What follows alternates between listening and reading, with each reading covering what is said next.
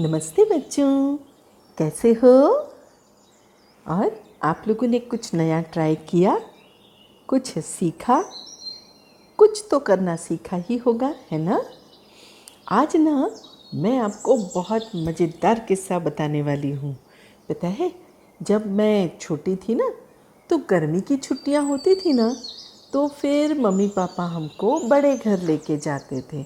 बड़े घर यानी जहाँ पे हमारे चाचा ताऊ सब लोग रहते थे ना, बहुत बड़ा परिवार था हमारा, मतलब है। तो हमारे बहुत सारे चाचा ताऊ बुआ सब उनके बच्चे और हम सब बच्चे मिल कर के लगभग 22-25 बच्चे हो जाते थे और बहुत मज़ा आता था। हम लोग छत पर सोते थे ना शाम को, तो इतना आनंद आता था क्योंकि बिस्तर लगाना ना हमारा काम होता था। शाम को तो गर्मी होती है, इतनी कड़ी धूप होती है, तो जैसे ही सूर्यास्त होता था हम वहाँ पर पानी छिड़क के छत को ठंडा करते थे। फिर जब छत ठंडी हो जाए तो उसकी झाड़ू लगाते थे और फिर वहाँ पर दरी वरी बिछा करके और बिस्तर लगाया करते थे। और जब चाँद निकल आता है ना आसमान में, तो इतना अच्छा लगता है खुले आसमान में, मतलब खुले आसमान के तले सोना बहुत अच्छा लगता है। चाचा ताऊ ताई चाची ये लोग तो सब देर से आते थे, लेकिन हम बच्चे तो शाम को खाना होते ही जल्दी से छत पे आ जाते थे और फिर कोई खेल खेलते थे। हम लोग कभी ऐसे ही बिस्तर पर लोट लगाते थे क्योंकि बिस्तर ठंडा ठंडा होता था और हवा में थोड़ी गर्मी, तो हमें बड़ा मज़ा आता था ये सब करने में। क्या आप लोगों ने कभी ऐसा कुछ किया है? खुले आसमान तले सोए हैं या नहीं? और पता है, लेटे लेटे आसमान देखते समय हमें इतने सारे सितारे दिखते थे। फिर उसमें से हम लोग नक्षत्र यानी तारामंडल भी ढूंढते थे और उसके नाम भी नए नए पता चलते थे। हमारे जो ताऊ जी थे ना, उनका बेटा वो हमें बताता था कि देखो ये सप्तऋषि है, या नहीं सप्तऋषि तो आई दादा ने भी दिखाए थे। तो आई ने बताया था सप्तऋषि, और सप्तऋषि आपने देखे होंगे ना, सप्तऋषि में 7 तारे होते हैं। 4 तारे तो ऐसे कह सकते हैं जैसे अपने खाट के 4 पैर, और फिर एक पैर की तरफ से थोड़ी पूंछ जैसी बनी हो, या कह लो पतंग और पतंग की पूंछ, बस इसी तरह से। तो ये जो सप्तर्षि होते हैं ना, उसमें से जो पूंछ वाला भाग होता है यानी टेल वाला भाग होता है, जिसमें 3 सितारे होते हैं, इन 3 सितारों में से बीच के सितारे के पास में एक छोटा सा तारा होता है। तो मेरी आई कहती थी, क्या कहती थी? हाँ, 7 सप्तऋषि 8वीं अरुंधति। तो जो 7 सप्तऋषि और उसमें से 8वीं जो है वो अरुंधति है। तो अरुंधति यानी ऋषि की पत्नी थी। 7 सप्तऋषि जो थे ना, उनमें से एक ऋषि की पत्नी का नाम अरुंधति था। तो इस तरह से हम लोग अलग अलग कॉन्स्टलेशंस देखते थे। ओरियन कॉन्स्टलेशन, मृग नक्षत्र, और वो सब देख कर के इतना मज़ा आता था। कुछ तारे सुबह दिखाई देते थे, कुछ शाम को दिखाई देते थे। एक मॉर्निंग स्टार होता है, एक इवनिंग स्टार होता है।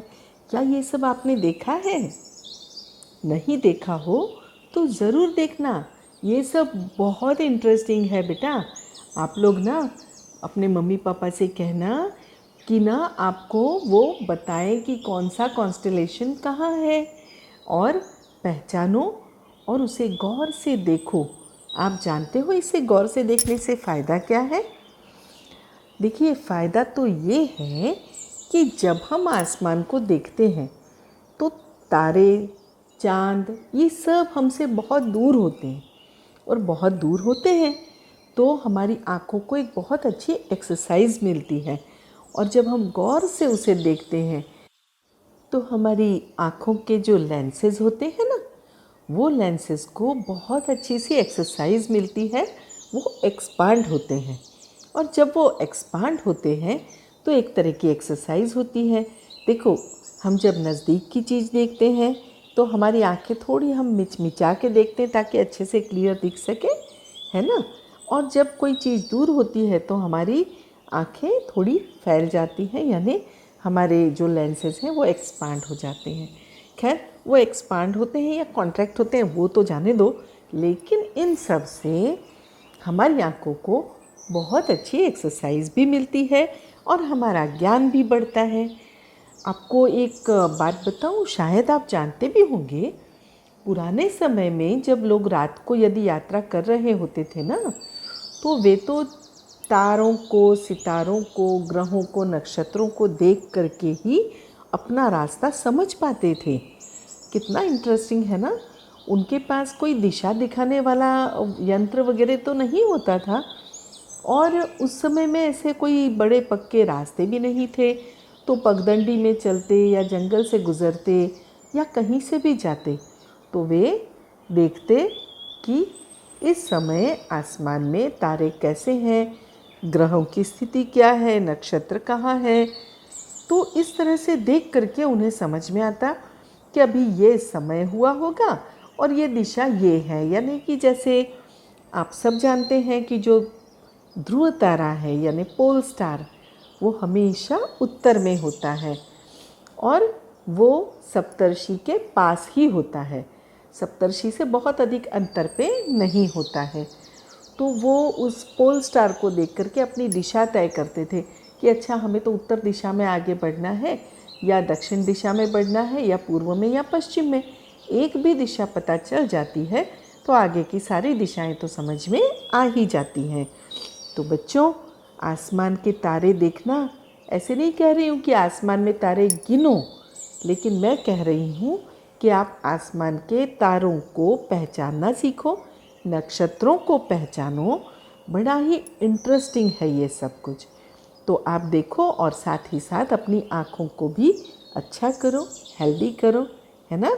जल्दी से अपने को चश्मा तो नहीं आना चाहिए, लेकिन आ भी गया है तो कोई बात नहीं, पौष्टिक खाना खाओ, आँखों की एक्सरसाइज करो और सब ठीक कर लो। तो चलिए आज की कहानी की ओर आगे बढ़ते हैं कि आज की जो कहानी है ना, वो ऐसी है, कहानी तो नहीं है, ये सचमुच का ही किस्सा है। मैंने जैसे आपको बताया ना कि गर्मी की छुट्टियों में हम चाचा ताऊ के यहाँ जाया करते थे और फिर वहाँ से मैंने बड़े घर जाते थे और फिर वहाँ पर बहुत मस्ती मज़े करते थे। तो हमारे एक ताऊ जी थे ना, वो आर्मी में थे। तो आर्मी में थे, उनको तो बड़े सवेरे उठ करके और बड़ी मतलब एक्सरसाइज करके एकदम हेल्दी और चुस्त रहने की आदत थी। तो वो ना हम सब बच्चों को भी बड़ा चुस्त रखते थे। तो ना क्या करते थे, अभी हम तो ग्वालियर में रहते थे, यानी हमारा बड़ा घर ग्वालियर में था। तो वो क्या करते थे, छुट्टियों में कम से कम एक दिन तो सुबह सबको जल्दी उठाते थे। मतलब उठाते तो रोज़ ही जल्दी थे, लेकिन एक दिन जल्दी उठाकर वो हमें किला दिखाने ले जाते थे। जो ग्वालियर का फोर्ट है ना, वो दिखाने ले जाते थे। हम लोग रहते थे मुरार में और वहाँ से वो हमें पैदल पैदल पैदल पैदल चला के किले पे ले जाते थे। लेकिन रास्ते में हमको कभी भूखा नहीं रखते थे। वो सुबह सुबह ना बहुत अच्छी ताज़ी सब्जियां मिलती है ना, तो वो मूली ले लेते थे, गाजर ले लेते थे, जो भी मिल जाए, मतलब कच्चे टमाटर, अच्छे बढ़िया ताज़ा टमाटर ले लेते थे। और जो सब्जियां ऐसी जो कच्ची खा सके, ककड़ियाँ, ऐसी चीज़ें झोले में ले लेते थे। बड़ा सा झोला उनके कंधे पर होता था और हम बच्चों को एक एक ककड़ी पकड़ाते थे, एक एक बीच बीच में कभी गाजर देते थे, कभी मूली देते थे, या जो भी उस समय ताज़ी मिलती थी वो सलाद जैसी चीज़ें खाने के लिए देते थे और बोलते थे खाते रहो बढ़ते रहो, खाते रहो बढ़ते रहो। और हम लोगों को चला चला के वो ग्वालियर का फोर्ट दिखाने ले जाते। ग्वालियर का फोर्ट जो है ना, वो थोड़ी ऊंचाई पर है, तो वहाँ पर भी चल कर पूरा चढ़ कर जाना पड़ता। वहाँ जाते और घूम करके फिर वापस आते समय हमको टेम्पो में बिठा करके ले आते थे।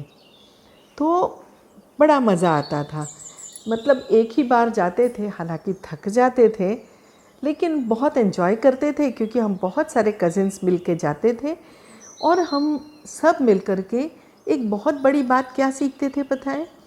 सेल्फ डिसिप्लिन सीखते थे, क्योंकि यदि एक कोई भी पीछे रह गया तो फिर वो गुम हो सकता था। तो सेल्फ डिसिप्लिन रहता था कि सबके साथ रहना है।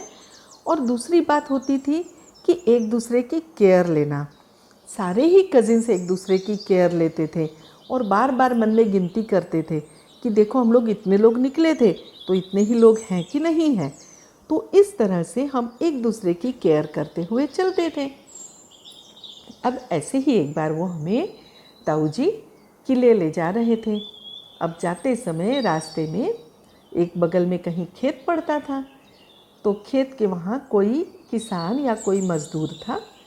वो मज़दूर अपने जूते और अपनी शर्ट एक पेड़ के ऊपर टांग करके और खेतों में काम करने गया हुआ था। शायद नहर से पानी डालना होगा या कुएं से खींच के पानी डालना होगा।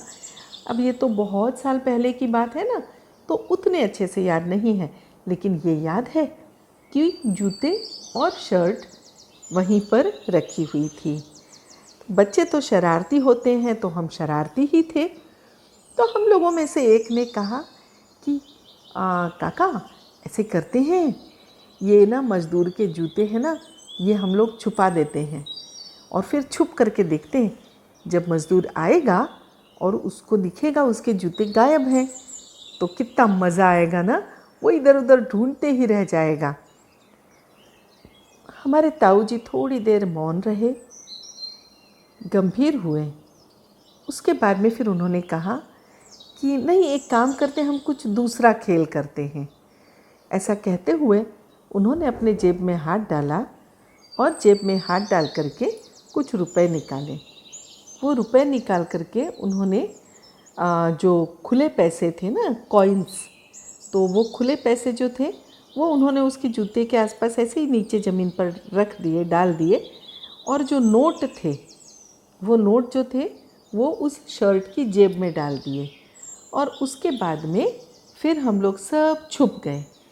अब थोड़ी ही देर में वो मज़दूर वापस आया तो उसने देखा, जैसे ही वो जूते पहनने गया उसको दिखा कि कुछ सिक्के पड़े हैं। उसने इधर उधर देखा, दिखा तो कोई भी नहीं। ये सिक्के किसके होंगे, ऐसे सोचते हुए उसने सिक्के उठाए। और मतलब मुझे अभी भी याद है, मैंने गौर से उस मज़दूर का चेहरा देखा था और उसकी आँखों में एक अलग ही चमक आ गई थी। पता नहीं, बहुत खुश हो गया था। और फिर उसने अपना शर्ट निकाला, पेड़ पर टंगा हुआ, और वो पहनने गया तो देखा जेब में भी पैसे हैं। वो फिर इधर उधर देखने लगा और वो इतना खुश हो गया, इतना खुश हो गया। और उसके बाद में वो लगभग जैसे दौड़ता हुआ सा वो अपने घर की ओर चल पड़ा। तो ताऊ जी ने भी इशारा किया, चुपचाप चलो, उसके पीछे चलते हैं। हम सब उसके पीछे पीछे चलने लगे। उसके पीछे चल चल करके देखा तो बहुत दूर तो नहीं था, उनका झोपड़ी नुमा कोई घर था। उस घर में वो आदमी घुसा और उसने अपने जूते बाहर निकाले और अंदर जा कर के वो अपनी पत्नी से बोला, आज तो चमत्कार हो गया। पता है, मैं ना खेतों में वो पानी डालना था ना, तो इसलिए वो पानी डालने गया था। जूते रखे थे पेड़ के पास में और शर्ट भी वहीं टांग दी थी। तो मैं जब लौटा ना, तो पता नहीं कहाँ से कुछ सिक्के मेरे जूते के पास थे और कुछ पैसे मेरी जेब में थे। अब तो तुम्हारा इलाज बहुत अच्छे से हो सकेगा और आज तो बच्चों को पेट भर के खाना मिलेगा। तो उसकी पत्नी ने भी 2 हाथ जोड़ करके ईश्वर से प्रार्थना की, हे भगवान, ये काम जिसने भी किया हो ना, उसको बहुत सारा आशीर्वाद देना भगवान, उसके ऊपर सदैव अपनी कृपा दृष्टि बना के रखना। हम सब बच्चे चुपचाप वहाँ से ताऊ जी के इशारे पर लौट आए। और फिर जब हम चढ़कर किले पर पहुँचे तो वहाँ बिठाकर ताऊ जी ने पूछा, हाँ तो बच्चों बताओ, आज जो हुआ वो देख करके आपने क्या सीखा? तो हमने कहा कि ताऊ जी, हमें समझ में आ गया कि हमें कभी भी गरीबों के साथ में या किसी भी बड़ों के साथ में ऐसा कोई मजाक नहीं करना चाहिए जिससे उन्हें तकलीफ़ हो, और हमें गरीबों की सहायता करनी चाहिए। आज आपने उनकी सहायता की तो वो भगवान से आपके लिए कितना अच्छा अच्छा मांग रही थी। अभी हम भी बड़े होंगे ना तो हम भी ऐसे ही गरीबों की सहायता करेंगे, चुपके से। तो ताऊ जी बोले चुपके से क्यों? या आपने भी चुपके से की थी ना? तो ताऊ जी हंसने लगे, बोले हाँ ये भी ठीक है, चुपके से ही करो, लेकिन सचमुच ज़रूरतमंदों को ही सहायता करना। कई बार रास्ते के किनारे भिखारी बैठे होते हैं, लेकिन वो ज़रूरी नहीं है कि वो ज़रूरतमंद ही हो। तो तुम देखना कि क्या वो ज़रूरतमंद है क्या। यदि वो ज़रूरतमंद लगे तो फिर उसे आप पैसों से सहायता ज़रूर करना, और छुप के करोगे तो और अच्छा, क्योंकि जब हम सामने से सहायता करते हैं तो कई बार किसी को लगता है संकोच, और उन्हें लगता है कि अरे मतलब वो उसको थोड़ा सा इंसल्टेड फील होता है कि क्या मैं इतना नहीं कमा पा रहा हूँ, तुम मुझे क्यों सहायता कर रहे हो। लेकिन जब हम साइलेंटली सहायता कर देते हैं, चुपचाप सहायता कर देते हैं, तो उस व्यक्ति पर ऐसा कोई कृतज्ञता का भाव या उपकार वाली भावना भी नहीं आती, और हमारे अंदर भी कोई अहंकार नहीं आता। खैर, आज तो मैंने मज़दूर के जूते देखे थे, वो फटे फटे से थे, इसलिए मैंने पैसे रख दिए थे, क्योंकि किसी के पास यदि पैसे हों तो वो फटे जूते पहनकर तो नहीं घूमेगा। तो मैंने सोचा चलो आज तुम लोगों को शायद कोई सीख भी मिल जाए और फिर उस मज़दूर की सहायता भी हो जाए। तो बच्चों, कभी भी ऐसा कोई भद्दा मजाक मत करना हाँ बड़ों के साथ, कि उसको तकलीफ़ हो या उसका समय व्यर्थ जाए। तो बच्चों, आप लोग भी समझ गए ना कि यदि किसी की सहायता करनी है तो उपकार जता के सहायता कभी मत करना। आप जो भी सहायता कर सकते हैं, मैं नहीं कहूँगी कि आप छुप कर के ही करो, लेकिन जो भी सहायता करो वो आप इस तरह से करो कि सामने वाला एकदम गिल्ट में ना चला जाए, और आप कोई उपकार की भावना ना जताते हुए उन्हें सहायता करो। बच्चों, जब हम किसी ज़रूरतमंद की सहायता करते हैं ना, और विशेष तौर पर विद्यार्थियों की, तो ना हम सचमुच बहुत अच्छा काम करते हैं। आप जब बड़े हो जाएंगे ना, तो बड़े होने के बाद स्टूडेंट्स को जितना हो सके प्रमोट करना। जो गरीब बच्चे हैं, फ़ीस नहीं भर सकते, उनकी हम फ़ीस भर सकते हैं, है ना, ताकि वो स्कूल जा कर के पढ़ सके। तो हमें अपने जीवन में अच्छे काम करते रहना चाहिए। ज़रूरी नहीं होता है कि बहुत सारे पैसे खर्च किए जाएं।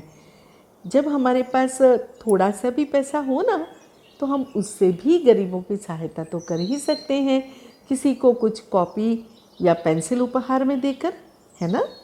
तो आप सोचिए कि आपको बड़े होकर क्या करना है, उसके साथ साथ अभी क्या करना है ये भी मत भूलना।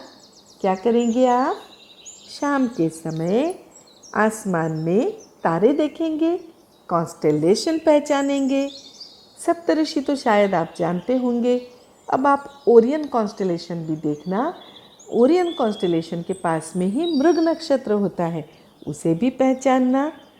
तो अब चलो मम्मी पापा की सहायता लो, या फिर इंटरनेट की सहायता लेकर के सारे कॉन्स्टेलेशन ढूंढो और आसमान में ताक कर उन्हें पहचानो।